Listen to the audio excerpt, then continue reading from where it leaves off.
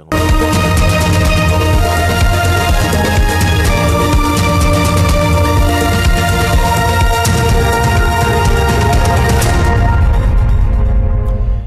lezi indaba zehora lokuqala sikwethulela zona bukhoma ekomkhulu le-SABC e-Auckland Park eGoli. Bukele nazi ezinohlonze emini nje. There is no guarantee, firstly, that you'll always be able to retrieve the serial number based on various aspects. For example, how deep was the serial number erased? Siyaqhubeka isigcawu sekhomishana kaMadlanga ePitoli njengoba ke namhlanje kubizwe ongungoti ekuhloleni kwezibhamu uBrigadier Mishek Mkhabela nowethula kubufakazi ngomsebenzi wokucwaninga indawo yesigameko.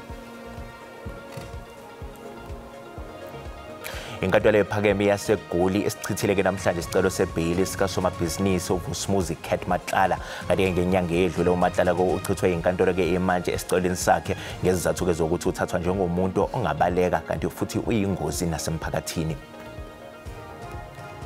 What I want is I want to know what happened to my kids. I want a footage. Someone must account. Izakhamuzi ezakhele itheku ziphume ngomningi bazo emashini ukuzokweseka ke umndeni wakwaDlamini owehleleke ngomshophi wokulimala kwezingane zawo esakhiweni iHome enkabeni yedolobha itheku ezilimaleke kabi ke ngesikhathi ke zilimala ekheshini lesakhiwo.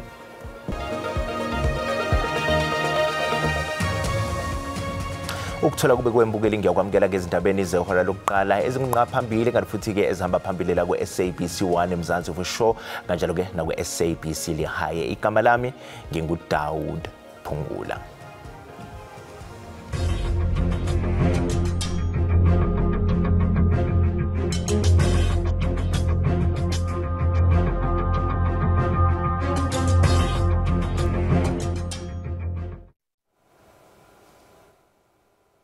Siyaqhubeka isigcawu sejaji ombuyise eMadlanga esiphenya ngobugebengu kanye nenkohlakalo kwezobulungiswa kuleli njengoba ongungoti ekuhloleni kwezibhamu uBrigadier Mishek Mkhabela ethola ubufakazi ngomsebenzi wakhe wokucwaninga indawo yesigameko. uMkhabela ke uyinhloko yezokuhlola kwezibhamu eSilverton ePitoli.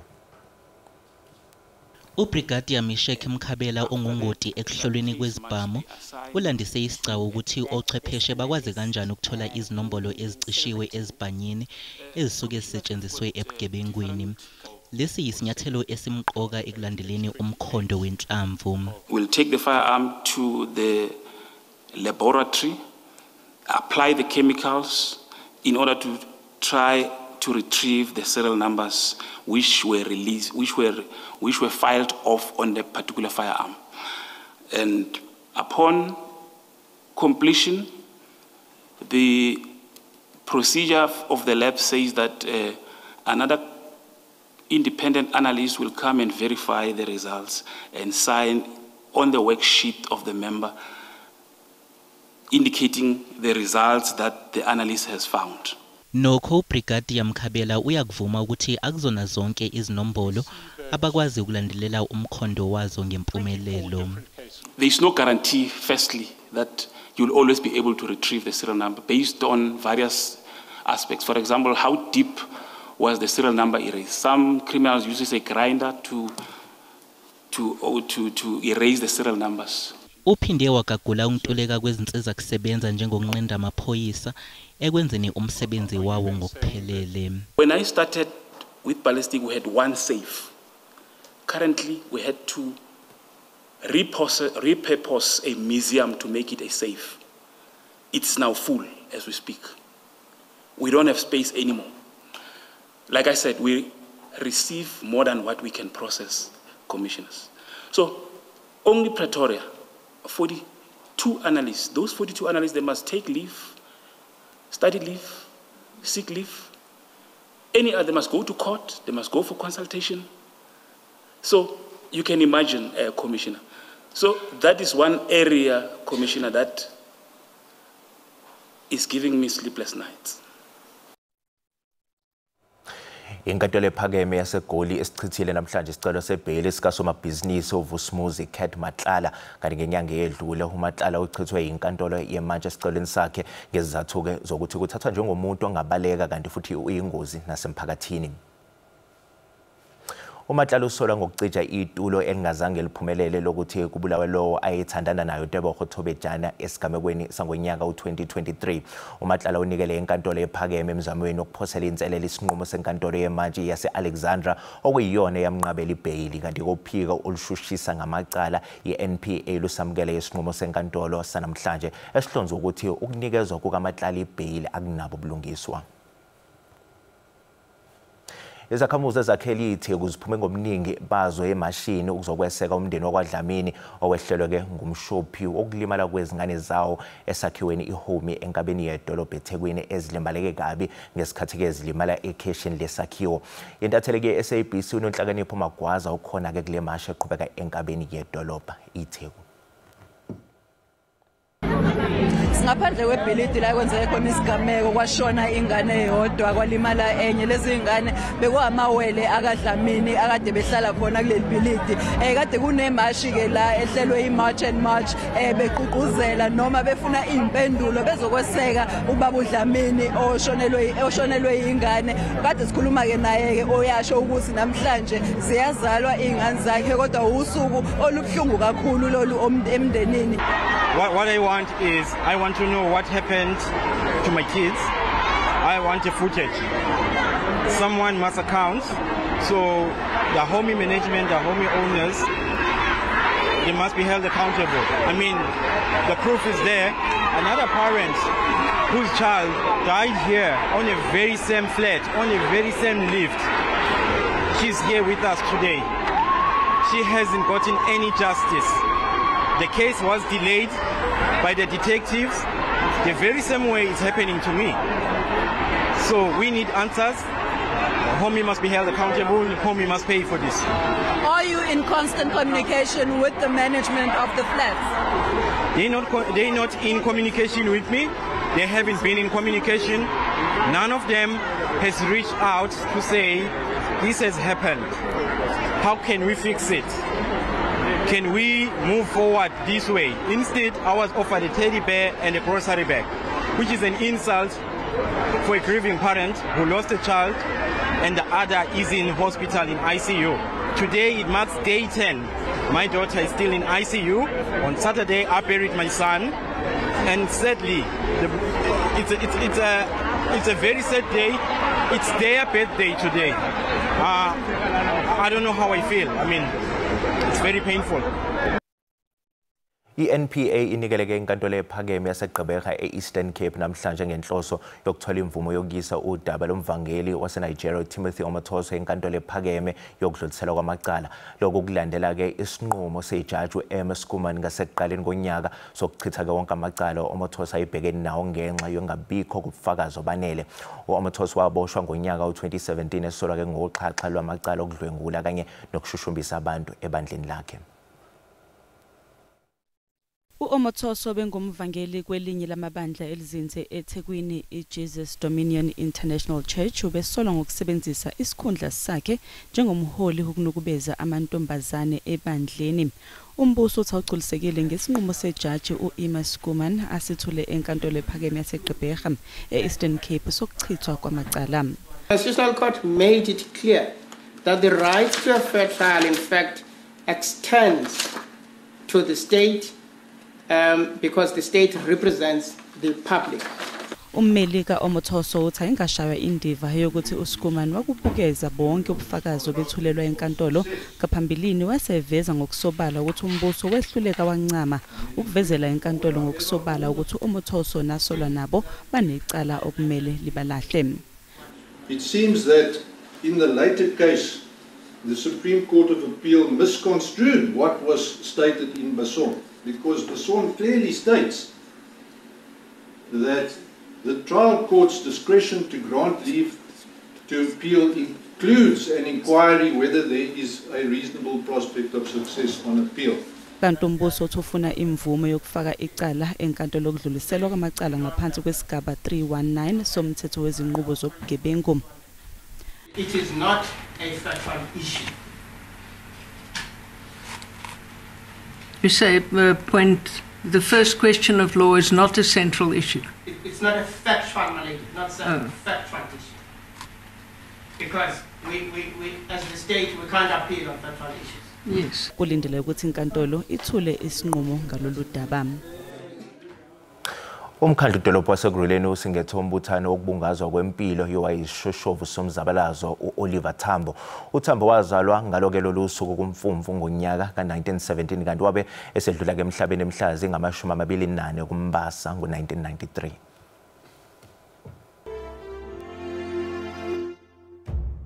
Meya seGruleni uNkosiniphile Xhakaza ukuchaze njengento emqoko ukuba kukhunjulwa uOliver Tambo.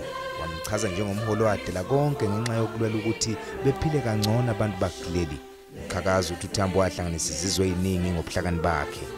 He became a moral anchor of our liberation movement when darkness threatened to engulf it. When the apartheid regime sought to isolate our people, it was OR Tambo who connected South African struggle to consciousness of the world. Undunankulu esifundazweni eGauteng Mpanyaza Lesufu uthi kuleli ithuna bakula kusilone lo muntu wadayisa ngezwe kepha ngelomholo wadela impilo yakhe ngenxa yezwe. We are at the grave of a warrior, we are not at the grave of a sellout. We are at the grave of a hero. We are not at the grave of somebody who have betrayed our cause. Iphini likaNgqongqoshe wezokuxhumana uMondli Kungubele nowakwaba imeya khona eGruleni ulandise ngodaba kangasophinda likhohlwe olithinta uTambo. One of the things that excites about OR is that during their time at Mukwena, this is one story that touches me, Comrade Panyaza. They took a decision, I'm using my own words now, to demonstrate that blacks are equally human. Not that they are better than whites or they are less than whites, but to demonstrate that blacks are equally human. Lo mbuthano kuhloswe ngawo ukuba kukhunjulwa umlando washwa nguyena uOR Tambo.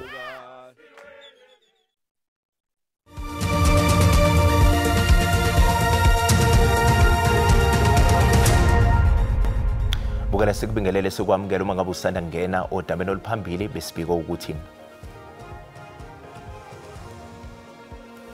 siyaqhubeka isicawu sekhomishana kaMadlanga ePitoli njengoba ke namhlanje kubizwa ngungoti ekuhloleni kwezibhamu uBrigadier Mishek Mkhabela nowethula kubufakazi ngomsebenzi wokucwaninga indawo yesigameko. Bukela sikhumbuza ukuthi lezi ndaba ziyatholakala ku YouTube na ku SABC Plus ngena kuzo zicinge ngamagama athi SABC izindaba na kanjani uzosithola ngomjalo bazo. iSABC ikusakazela bukhoma ingqungquthela yeG20 SA 2025. Umengameli uCyril Ramaphosa uhlonishwe ngeziqu zobudokotela yiNyuvesi yaseMalaysia eseKuala Lumpur kwezobudlelwane namazwe omhlaba. uRamaphosa uphinde wancunywa ngeqhaza leNingizimu Afrika emhlabeni jikelele nenqubomgomo yezangaphandle eqhutshwa ubulungiswa. Kube ngumzuzu wokuzigqaja eKuala Lumpur ngesikhathi umengameli uCyril Ramaphosa ehlonishwe ngeziqu zobudokotela yiNyuvesi endala nehlonishwayo yaseMalaysia. Lokhu hlonishwa kubungazwa ukuzibophezela kweNingizimu Afrika nokusebenzisana namazwe omhlaba. Ethula inkulumo ngemuva kokwetheswa ngeziqu uRamaphosa ukhumbule ubudlelwane obakhiwe yilamazwe ngesikhathi zomzabalazo. The bonds that bind our two nations together are not only bonds of friendship. They are bonds of kinship, of ancestry, of history. They are bonds that go back several hundred years. Today we pay tribute to the rulers and the peoples of the Malay-Indonesian archipelago. uRamaphosa uthi ukubambisana kweNingizimu Afrika neMalaysia kusalokhu yingqikithi yomhlaba ikakhulukazi njengoba lamazwe omabili ephethe isithangami ezinkulu emhlabeni. At a time of global disorder, the countries of the global south must evoke and revive and further embrace the spirit of Bandung. uRamaphosa uphinde wancoma ubumbano lweMalaysia nabantu basePalestina. And we pay tribute to the principled solidarity of the peoples of Malaysia with the oppressed and suffering people of Palestine. uRamaphosa uphethe ngokunxusa ukuthi kuvuselele ukubambisana kwezemfundo ezohwebo kuphinde kubhekwane nodaba lokuguquguquka kwesimo sezulu.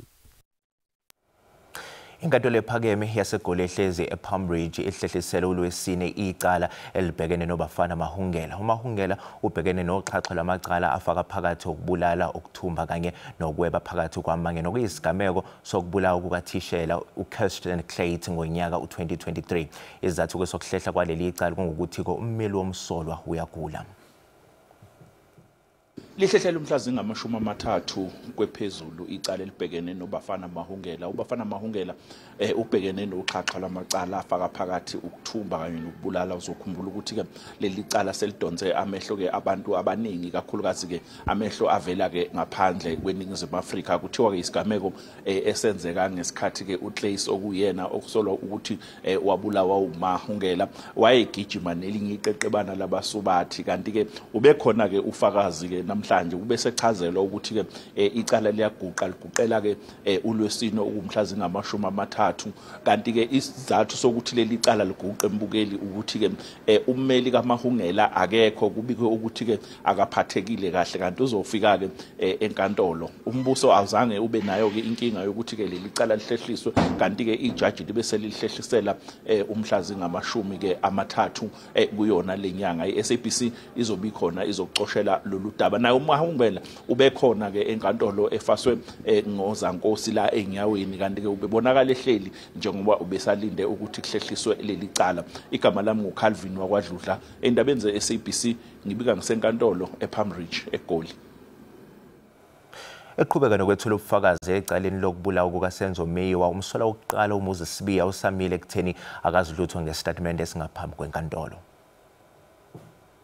U-Advocate George Baloyi eqhubeka nokufunda isitatimende sikaSibiya ufunde wathi bathi bengena endlini bathola uMeyiwa kanye namantombazane amabili kukhona noKelly Khumalo. They said Meyiwa refused with cell phone and he stood and grabbed each other with Marco. Marco took out the firearm and shot at him. Kelly ran to the bedroom and came back while still pushing each other, and the sound of firearm came out. As a result, Kelly ran back to the bedroom. U-Advocate Baloyi ezama ukucacisa ngafuna ukusho uthe kwangena abantu endlini ababili kwaba nokhilizisana kwase kuqhuma isibhamu. Lobufakazi ke buhambiselana nalabo bethulwa ufakazi abesebhoksini okunguzandile Khumalo, Mthokozi Sithwala kanye noDumelo Madlala. Ubesebuza ke ukuthi umbotho ngabe ubazi kanjani lobufakazi.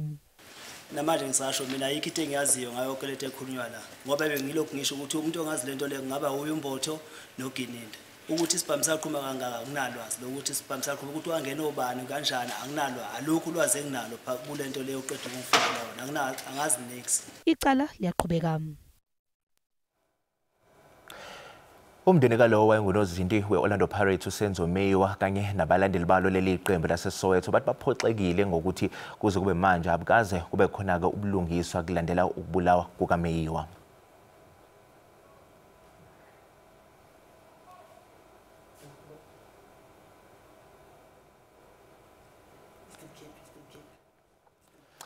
Alright, mbukele kumasilabela phambili ke kolunye udaba usakhungathekile kumndeni omfana uMisokuhle Nkwalase obeneminyaka ke eyi-18 obudala obulawe ngesihluku e-Eastern Cape eGqeberha.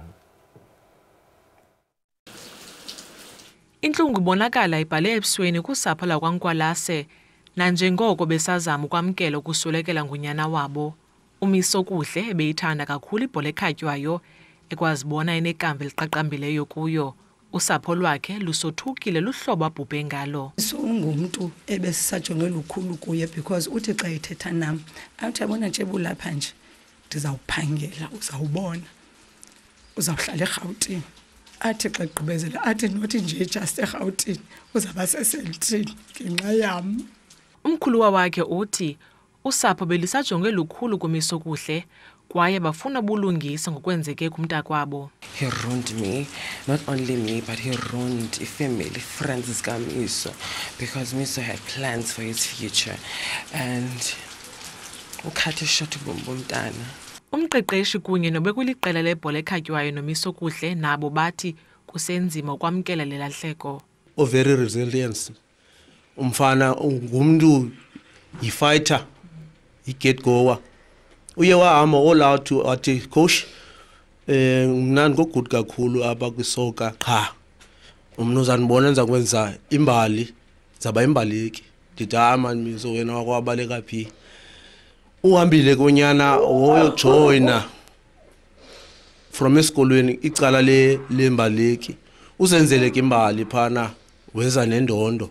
Umtyholwa kwelityala nongusomashishini owaziwayo kulindile ukuba avele enkundleni kaMantyi New Brighton ngolwesibini kwiindaba ze-SABC. Ndunguntombozuko Bhalintulo eGqeberha. Mbukelo umhlahle wesimo sezulu uyalandela emva kwekhefu nganyakaza.